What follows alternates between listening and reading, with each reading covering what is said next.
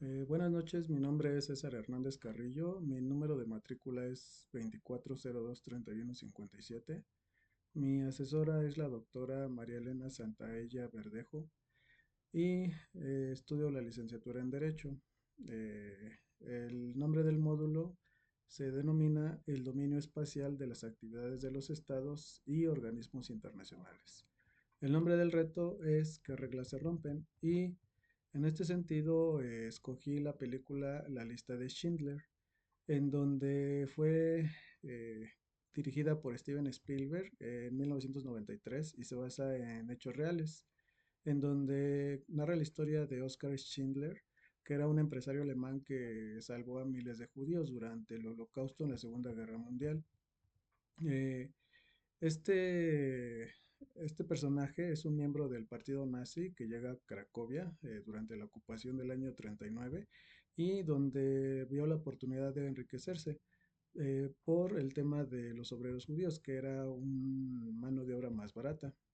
Pero a medida que empezaba la persecución con los judíos, Schindler comienza a preocuparse por el destino de sus trabajadores y su actitud cambia de ser un hombre oportunista a ser un defensor.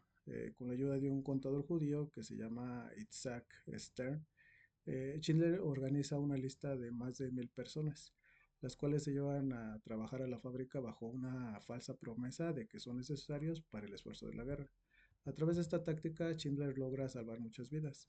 Mientras tanto, los nazis siguen en exterminio, pues el carácter de Schindler transforma por completo y llega hasta arriesgar su vida y su fortuna por proteger a los empleados judíos. Al final de la guerra, Schindler se ha gastado toda su fortuna en sobornos y en compras, y a pesar de haber salvado 1000 personas, Schindler se siente un poco devastado porque siente que no hizo más. En el emotivo cierre de la película, los judíos que sobrevivieron le rinden un homenaje.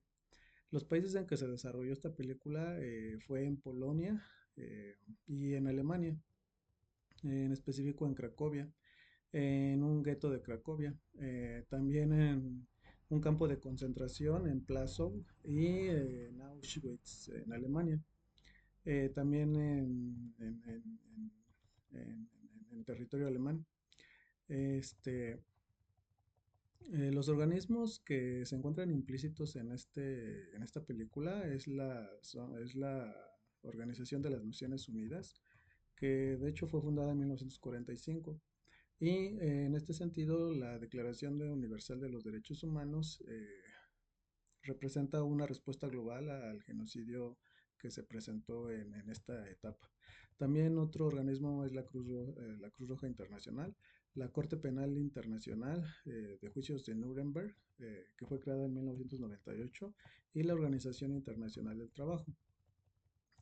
También así la Unión Europea, y estos fueron los organismos principalmente que estuvieron implícitos. Eh, en este sentido, las leyes aplicables en ese tiempo, pues era la ley nazi y las políticas antisemitas, en donde existía esta persecución por esta ley de ciudadanía del Reich.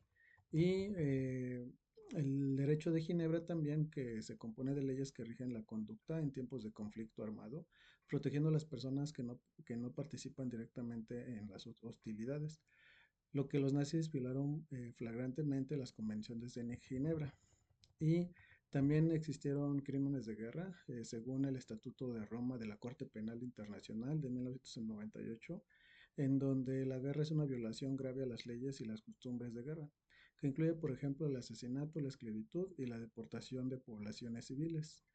Y crímenes contra la humanidad, que fueron aquellos que se llevaron a cabo en los campos de concentración y exterminio. También existe la ley de responsabilidad penal individual, el principio de responsabilidad penal, en donde es un derecho penal internacional que establece los responsables de crímenes de guerra. Este principio fue uno de los pilares de los juicios de Nuremberg, en los cuales los líderes nazis fueron procesados por sus crímenes. También el derecho a la vida y a la dignidad humana es aplicable porque en las leyes internacionales como la Declaración Universal de los Derechos Humanos en 1948 aunque esta declaración fue emitida después de la Segunda Guerra Mundial. También el derecho al refugio, la protección de las víctimas en persecución. Muchos países no ofrecieron refugio a las víctimas del régimen nazi. Sin embargo, algunos individuos como Schindler actuaron como defensores de los derechos de los perseguidos, proporcionándoles una forma de refugio bajo su protección.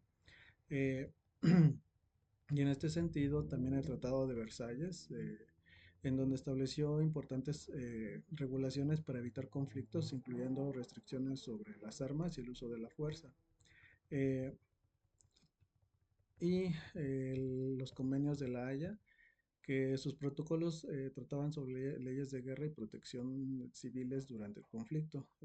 Los convenios regulan, entre otras cosas, la ocupación de territorios y el trato de prisioneros de guerra, eh, así como la Universal de los Derechos Humanos. eh, con la Convención para la Prevención y la Sanción del Delito de Genocidio, eh, apo- a- a- que fue adoptada por la Asamblea de las Naciones Unidas en 1948. En ese sentido, todos estos fueron los tratados y leyes y pues prácticamente la soberanía nacional es un principio clave en el derecho internacional que implica que el derecho de un país a decidir sobre su propio destino y gobernarse sin interferencias externas, que es uno de los pilares de la Carta de las Naciones Unidas, que establece que los estados deben respetar la soberanía de otros países y no inmiscuirse en asuntos internos de manera ilegal. En el derecho internacional está compuesto por normas que regulan las relaciones entre los estados y los actores internacionales, con el fin de promover la paz, el orden y la justicia global. Este marco normativo incluye